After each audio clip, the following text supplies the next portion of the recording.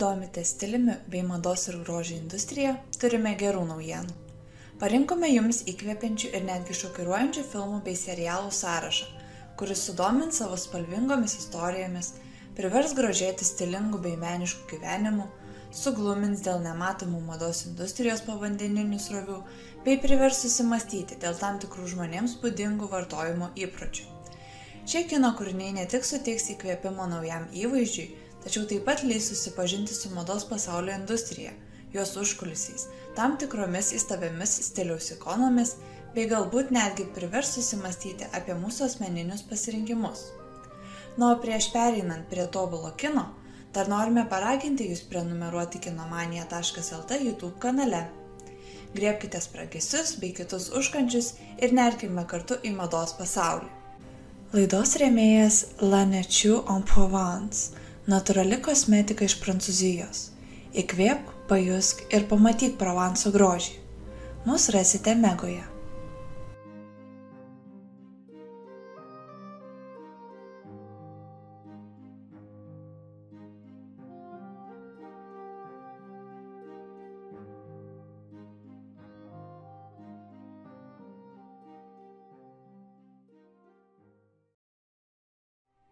I see 20 or 30 girls come in here every day, mostly from small towns with big dreams. And they're all good. You're going to be great.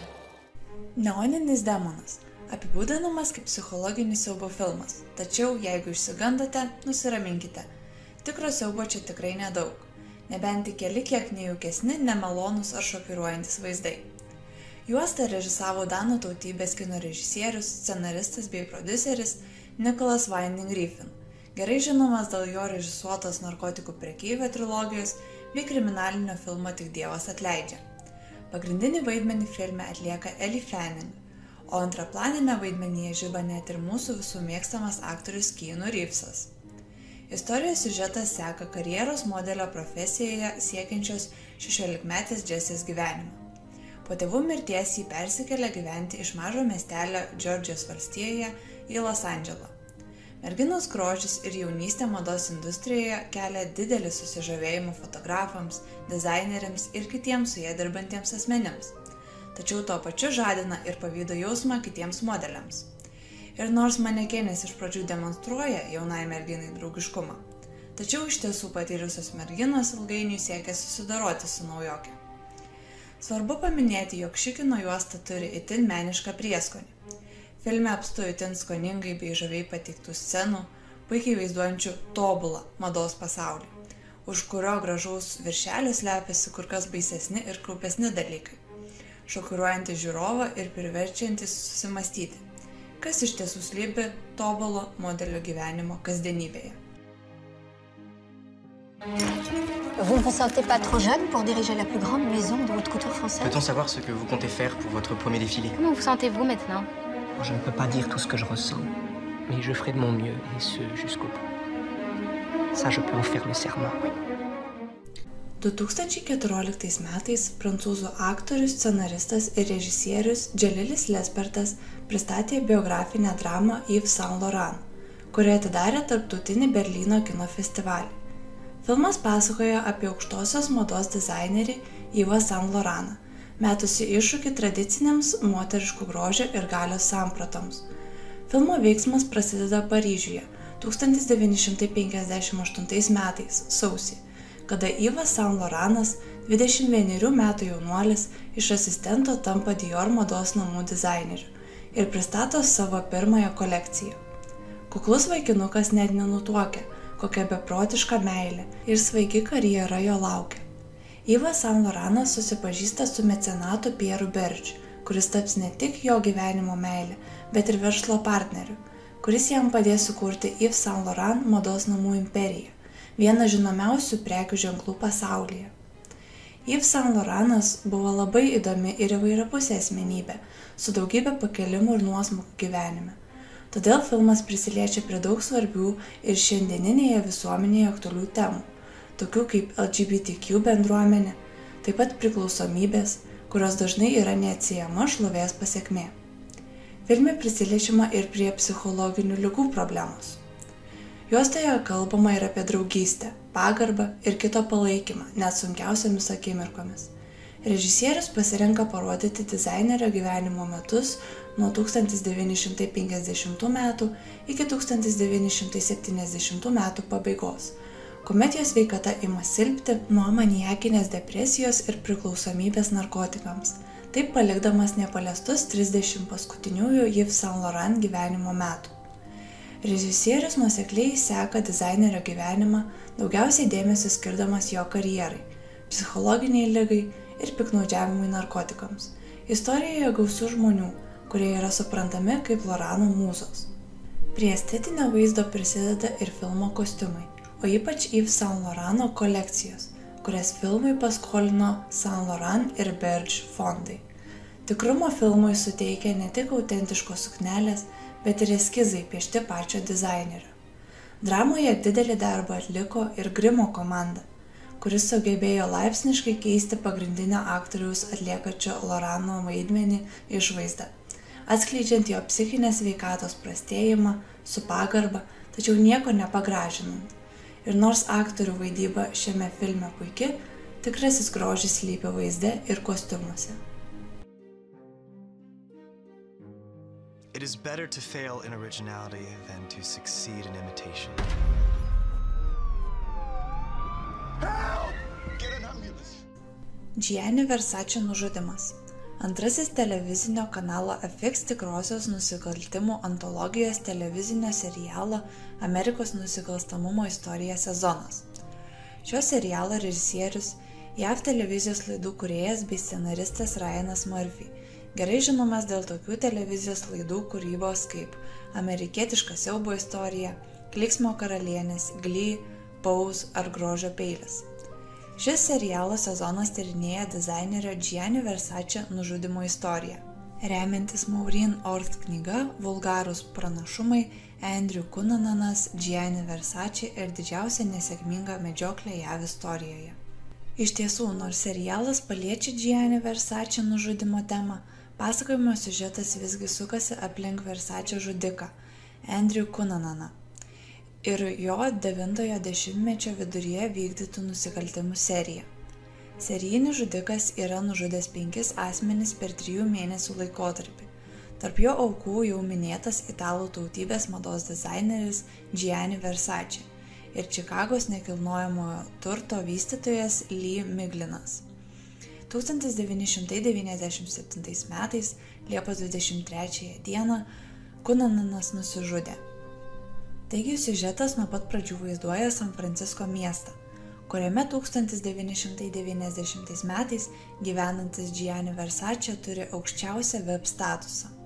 Dieviškai atrodantis, mitomaniškų savybių turintis bei mada besidomintis Andrew Cunananas yra tarsi apsėstas italų stilisto, todėl įnirtingai stengiasi gauti galimybę susipažinti su gerai visame pasaulyje žinomu Gianni. Jauno vaikino teigimas, jog yra kilęs iš Italijos, jam leidžia patekti į gėjų VIP klubo salę, kurioje jis gauna savo išsvajotąją progą susipažinti su pasaulinio lygio stilistu. Vėliau Andrew yra pakviečiamas Gianni į operą, kurios atlikėjams stilistas ruošia įvaizdį ir tokiu būdu Andrew susibičiuliauja su Versace. 1997 m. Liepos 15 dienos rytą mados dizaineris Gianni Versace nušaunamas prie savo paplūdimio dvaro Majamyje. Žmogžudystę įvykdo jau anksčiau minėtasis Andrew Cunananas. Ir nuo šio momento serialo siužetas pradeda suktis apie serijinio žudiko gyvenimą, ankstesnės jo įvykdytas žmogžudystės, vaikystę bei kitus gyvenimo vingius.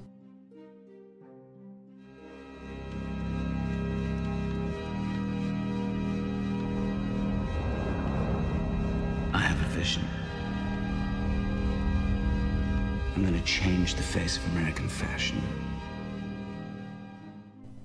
Netflix televizijos miniserialas Halstonas paremtas amerikiečių dizainerio Halstono gyvenimu.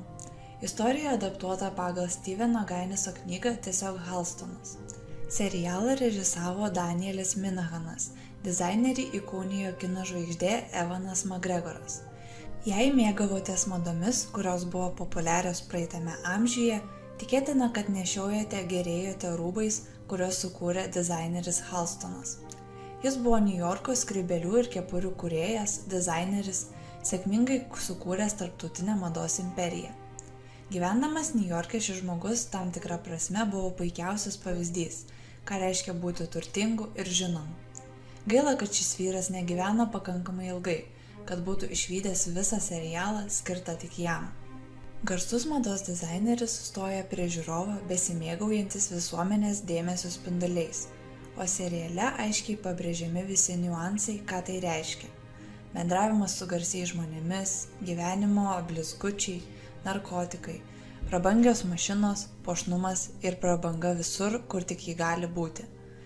Ar esate kada turėję tokį jausmą, kad viskas, ką turite, gali išnykti net nemirktelėjus?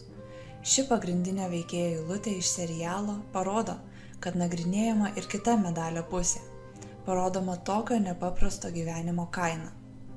Galima spėti, kad aktorius Evanas McGregoras yra tarsi gimęs šiai roliai, tačiau jis pats tvirtina, kad toks vaidmuo kaip šis jam sukelia kinkų drebėjimą.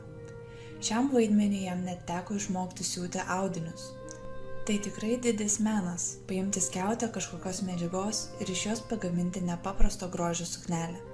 Bijojau, kad mano rankų judesiai išduos, kiek svetimas esu tam pasauliui, tad teko be galo daug praktikuotis, teigia aktorius. Jis aiškino, kad Halstonas realiame gyvenime iš tiesų vartojo narkotikus ir turėjo priklausomybę, tačiau šiuo aspektu jis ir vaidinamo rolę turėjo šitą bendro, mat pats aktorius yra turėjęs problemų su priklausomybėmis.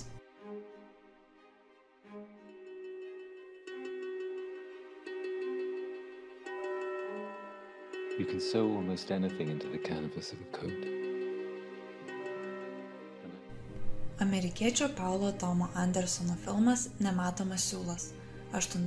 režisieriaus pilnametražis meninis kūrinys, kuris buvo išskirtinai nufilmuotas Didžiojoje Britanijoje.